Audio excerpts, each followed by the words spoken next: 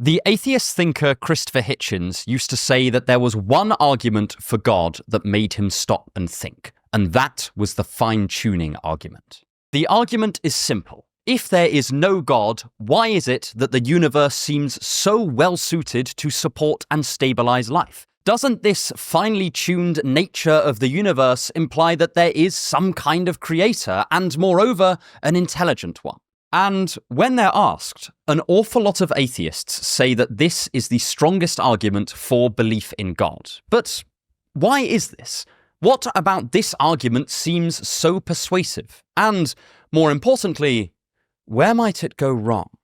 To lay my own cards on the table, I am an agnostic atheist, so I obviously have a bit of bias here, but I will attempt to fully steelman the theist position as much as I possibly can. Of course, I'll also be unable to cover the whole literature on this topic, but by the end of this video, you should have a good grounding to dive into the wider writings around the argument for yourself, which is far more helpful than anything I could tell you. But let's start with an overview of the fine-tuning argument, just so we're all clear on its structure before going into our analysis. 1. A whole lot of tuning going on. There are more possible chess positions than there are atoms in the universe. This may seem irrelevant, but stick with me here. Imagine that you are watching a game of chess, and you're trying to figure out whether the moves are randomly generated or whether there are actual players behind the board. You then watch as white enacts a complicated strategy on black, relying on multiple interdependent pieces to pull it off, which eventually culminates in a checkmate. Is it more likely that this game was randomly generated, or that it is the result of an expert chess player deciding just where they need to lay the pieces to achieve their ultimate aim? The fine-tuning argument is a little bit similar to our chess analogy. It claims that the way the universe is constructed is so unlikely, so reflective of intention, that it is positive evidence for a designer. The proposed examples of fine-tuning are numerous and varied, but luckily Simon Friedrich has compiled many of them on the Stanford Encyclopedia of Philosophy, which is a fantastic resource if you don't already know about it. First, there are the fundamental forces of the universe. If gravity was just a little bit weaker, then stars would never grow hot enough to sustain life. If the strong nuclear force had been slightly stronger or weaker, then no element other than hydrogen would have existed. The density of energy just after the Big Bang had to be just right, or else the universe would have immediately imploded or expanded far too quickly for things like solar systems to form and stabilize, and as a result, none of us would ever exist. Importantly, all of this and more needs to be the case to give even the tiniest chance of life's formation. If we take all the possible universes that could have existed and all the possible ways these fundamental constants and forces could have been, we realize just how improbable it is that the universe would come to support life or even endure in the long term. We are in a tiny Goldilocks zone in a sea of possible worlds that either imploded, were lifeless, or consisted entirely of a few simple elements. The theist thus claims either that it is much more probable that this is the result of an intelligent God than not, or that God is the best way to explain the specific way the universe is tuned. Importantly, this is not just an argument about the mere likelihood of this universe coming into being, but a universe with these specific predefined properties. In theory, our universe is no more or less likely than any other possible one. The theist infers design because the properties that allow for life in particular are seen as special. Of course, this is an assumption that we very well might call into question later. An example might help to illustrate this point. William Dembski compares it to seeing the word Constantinople written down. To quote directly from his book, where he in turn is quoting Laplace, "We judge that this arrangement is not the result of chance, not because it is less possible than the others, for if this word were not employed in any language, we should not suspect that it came from any particular cause. But this word being in use among us, it is incomparably more probable that some person has thus arranged the aforesaid letters than that this arrangement is due to chance." He calls this sort of event a specified event. The philosopher Graham Wood compares a specified event to shuffling a deck of cards and then having them come out all in order. We then suspect the shuffle is a trick, not because it is more unlikely that that particular order would occur, because every order of cards after a shuffle is equally unlikely, But an ordered deck of cards has prior significance. It latches onto a pre-existing concept and can be described independently of this particular event in a way that almost every other combination of 52 playing cards simply cannot or does not. Dembski contends that the fine-tuning of the universe is a specified event, and thus we are justified in then inferring a designer. We'll be addressing this particular assumption later, as there is a real question as to whether Dembski is correct here. The additional idea of a specified event is important because it marks our particular situation out as special in a way that's very helpful to theism. Without it, the improbability of our universe existing is not by itself a problem. It would be like accusing a dealer of a trick shuffle when the cards truly were just in a random order. The case becomes much more tenuous. The chess example can also be helpful here. We infer that an agent is playing chess rather than just random moves because it is converging upon a specified outcome, namely checkmate. The moves seem to be building towards this situation, or at least they reflect an intention to build towards it. If chess had no win condition and any move was just as significant as any other, it would be pretty much impossible to separate randomness from this intention. These are the two key ideas that the fine-tuning argument rests upon. The first is a claim about probability, and the second is a claim about the relative significance of a universe that stably supports life. And, as we shall see, both of these can be called into question in different ways. But, before moving on to critiques, I want to note just how persuasive this argument can seem if we do accept all of its premises. There's a reason why so many atheists find that this argument in particular gives them pause for thought. It seems to suggest that the atheist asserts an absurdity.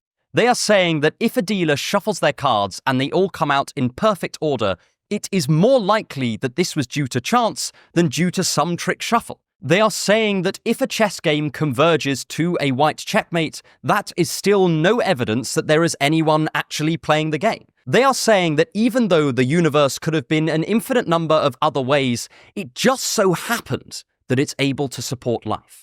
The theist claims that, without God, we must accept that this absurdly unlikely thing simply happened by chance. It is sometimes referred to as the atheist's one big miracle because what could be a greater miracle than this? The chances of someone rising from the dead or turning water into wine seem astronomically large compared with the chances of the universal constants just happening to be the way they are. This is also importantly different to classic arguments for design, like ones from biological complexity. Whereas with biological complexity, we can appeal to an evolutionary theory to build up complex organisms gradually over millions of years from more simple parts, there is, almost by definition, no observable incremental process that will give us the fundamental constants of the universe and its forces and how they came to be as opposed to how they came to be any other way. They're just too ground level to do this sort of thing. They had to have been there from the start. But, of course, there have been numerous responses to the fine-tuning argument, and together, they help to build a case against it. So let's start with one of the most famous and intuitive ones, the anthropic argument. But we've been talking a lot about physics in this video, which is why I recommend you check out our very kind sponsor, Brilliant.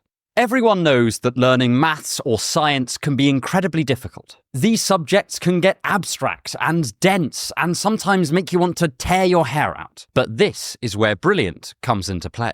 They have interactive courses on everything from learning to program with Python to classical mechanics to understanding how large language models work. And each one is crafted by award-winning research teams. The best part is that with Brilliant, you learn by doing, making these ideas stick in your head much more effectively. It is also a great antidote to scrolling, since with their app, you can take quick lessons or do quick exercises on the go, rather than getting stuck in the quagmire of another internet argument or just doom scrolling on social media. I would personally recommend the course on the functioning of large language models, since they're becoming more and more prominent in our world, and whether you're pro or anti, it is worth knowing what makes them tick. To try everything Brilliant has to offer for free for a full 30 days, visit brilliant.org/unsolicited advice or scan the QR code on screen now. Or you can just click the link in the description. It's entirely up to you. You'll also get 20% off an annual premium subscription, so please do check it out. But anyway, back to the video. 2. Puddles and people. The science fiction writer Douglas Adams once gave an analogy that many people use to combat the fine-tuning argument. He asks us to imagine a sentient puddle which has fallen into a hole in the road after one of the UK's classic bouts of miserable weather. The puddle is immediately shocked by the situation. It wonders how it is that this hole in the ground is perfectly designed for it to fit. It comes up with all kinds of theories as to how the hole came to be in this remarkable shape, eventually concluding that the hole must have been designed for it. Of course, the implication is that the puddle is mistaken in its assessment. The hole in the road is not the shape it is because it is designed for the puddle. The puddle fits into the shape that was already there in the form of the hole. And some of the critics of the fine-tuning argument say that it makes a similar mistake. This is known as the anthropic objection, and it corresponds to a general intuition some have when they're discussing the fine-tuning argument, that if the universal constants were not the way they were, we just wouldn't be having this discussion. By itself, this intuition isn't that persuasive. The theist might say that many of us also wouldn't be here unless antibiotics existed, but that doesn't mean that someone can't ask where the antibiotics came from if they happen to have saved his life. But the puddle analogy helps clarify what exactly the intuition is getting at. It is attacking the assumption that the universe's support for human life is some special predefined state that requires particular explanation. It suggests that the particular significance of a life-supporting universe only makes sense in hindsight, from the perspective of us, because we're living beings. We are like the puddle, which only treats the hole in the ground as special because it happens to have fallen into it. The philosopher Elliot Sober also used the anthropic argument to undermine the idea that our universe is unlikely. He suggests that since our existence is a necessary precursor to us making observations about the relative likelihood of our universe, we must make that a background assumption when evaluating the probability of life-supporting universes. He uses the analogy of catching fish. Say you and I went on a fishing trip and only caught fish that were 10 inches or longer. We then might conclude that that lake had mostly or only fish longer than 10 inches. This does seem like a great inference, until I tell you that our nets only had holes that were 10 inches or larger. Then the sensible inference changes. Or the smaller fish probably just got through the holes in our nets. For Sober, the same is true for fine-tuning. Since no universes without observers in them can be observed, we must evaluate the likelihood of observer-supporting universes given the existence of observers. This is sometimes called the cosmological observer selection effect. This then makes the fine-tuning argument trivial, since the likelihood of us observing a finely tuned universe always becomes 1. Essentially, Sober accuses the fine-tuning argument of not incorporating the assumption of observers into its premises, but once they are incorporated, the argument just falls apart. In other words, any universe that we observe will seem finely tuned, much like any puddle that contemplates the hole it falls into will perfectly fit that hole. Sober's argument has, in turn, faced a lot of criticism. In particular, Swinburne has accused Sober of misconstruing the fine-tuning argument. The question is not how likely is the universe to support life given the existence of observers. The question is, given the existence of observers, how likely is it that our universe is designed rather than emerged by chance? Another example might help, and I'll use the same one Swinburne did because it's very good. Imagine that you are sentenced to die by firing squad, with 12 brilliant marksmen assigned to the task. They each fire their entire rifle's worth of bullets, meaning 144 shots have now been fired. But, to your astonishment, you are still alive. You have beaten the odds and survived the execution. The question is then, why? Why are you still alive given how unlikely it is that all the marksmen missed by chance? A natural inference is that they missed on purpose, that there was some intention to save your life.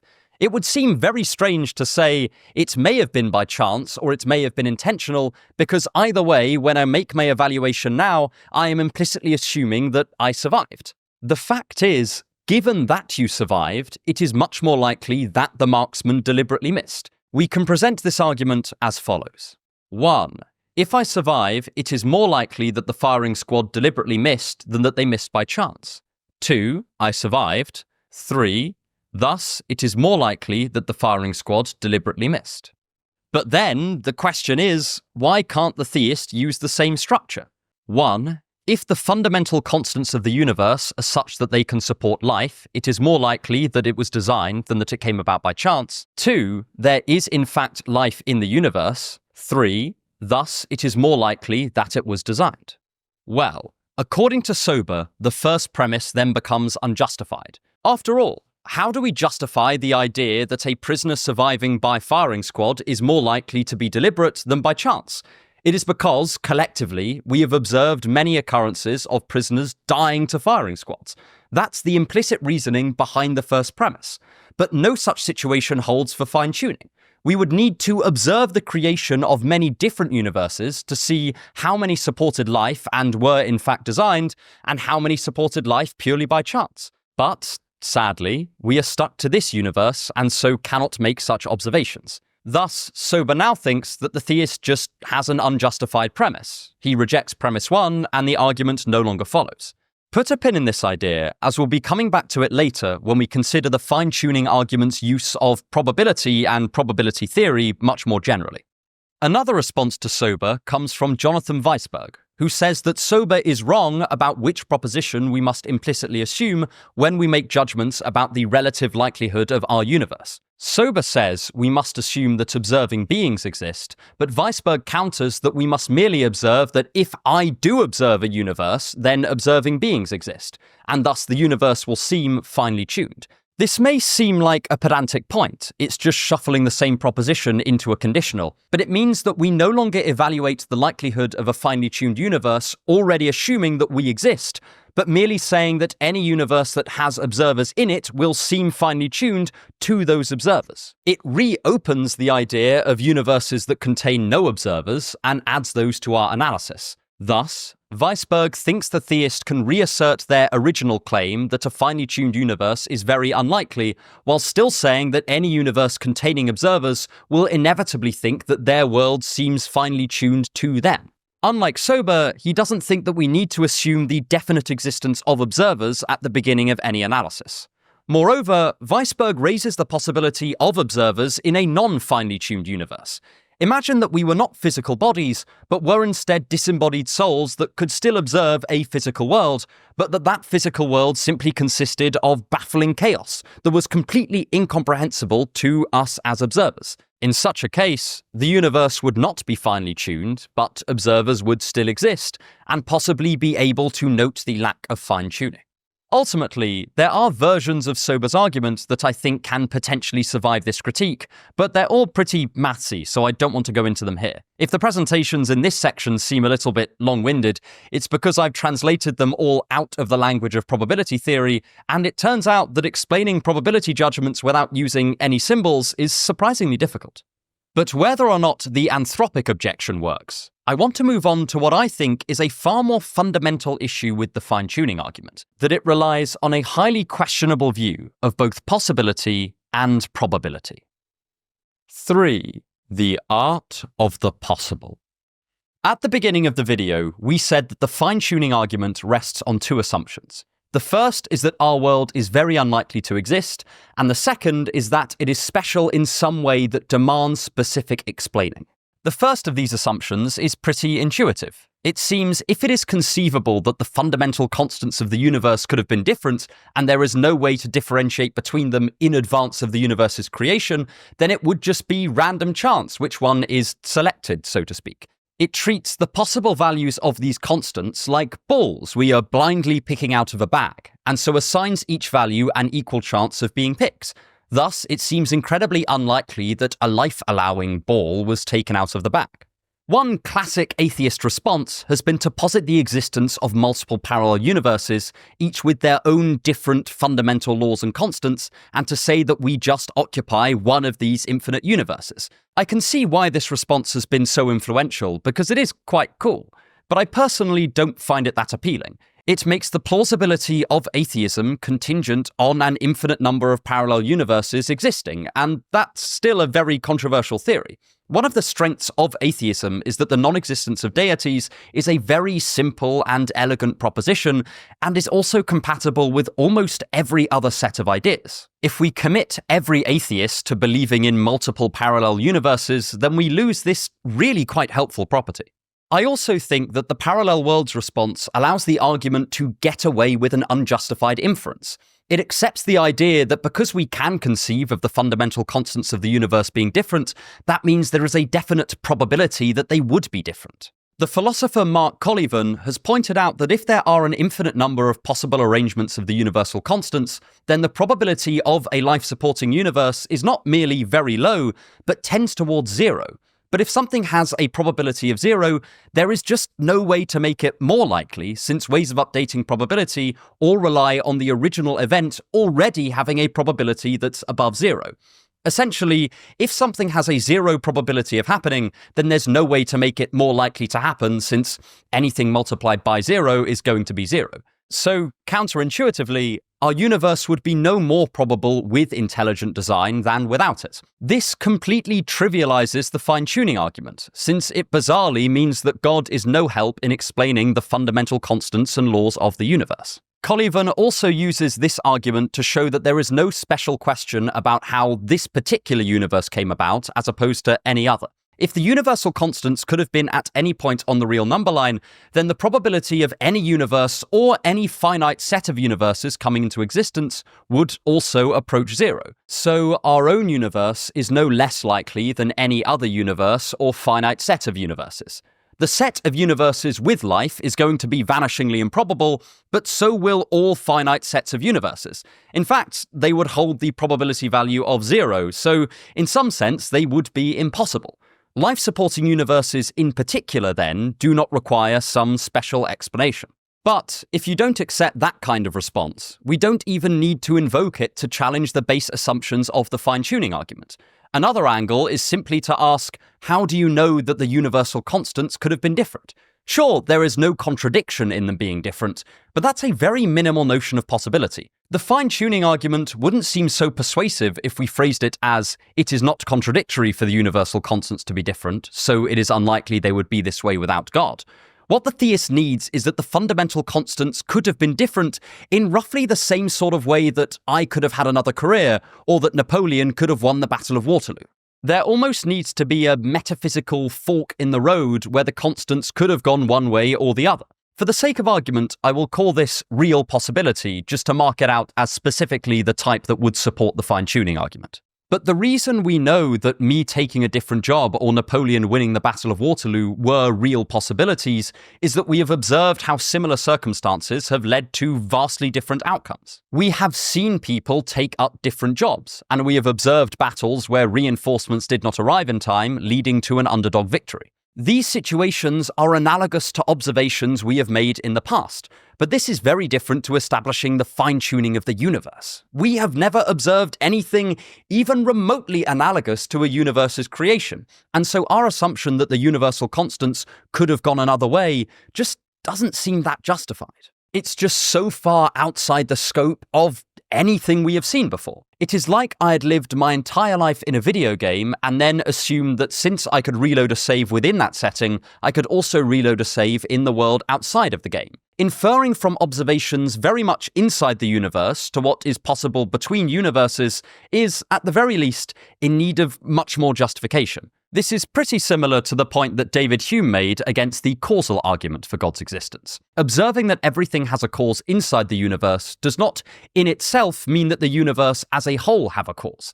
In a similar way, our judgments about these real possibilities, which are perfectly justifiable inside of our universe, break down when we step outside the universe. Additionally, even if we accept that all of these different coordinations of constants are real possibilities, we can then reverse the fine-tuning argument and ask, if God exists, why is it that only a tiny amount of possible fundamental constants can support life? If God grounds all things, including which real possibilities exist, and under what circumstances consciousness can arise, then why is it that only a very specific combination of these factors leads to life? The fine-tuning at one level also reflects a complete lack of fine-tuning at another level. God would have had to first deliberately make it very unlikely that life would exist, and then choose to create it anyway. This sort of suggests contradictory motives. On the one hand, life is made almost impossible, and then it's made anyway. And this moves us handily onto our next point. Because even if we accept the idea that the fundamental constants that allow for life are vanishingly unlikely, the theist needs to show one further thing, that they are more likely with the assumption of God. And this gets us into some really fun recent literature on fine-tuning known as divine psychology. If you want to help me make more videos like this, then please consider supporting the channel on Patreon. The link is in the description. 4. Psychoanalyzing God. For the fine-tuning argument to follow, we need to accept that if God existed, he would be at least somewhat likely to make a life-supporting universe.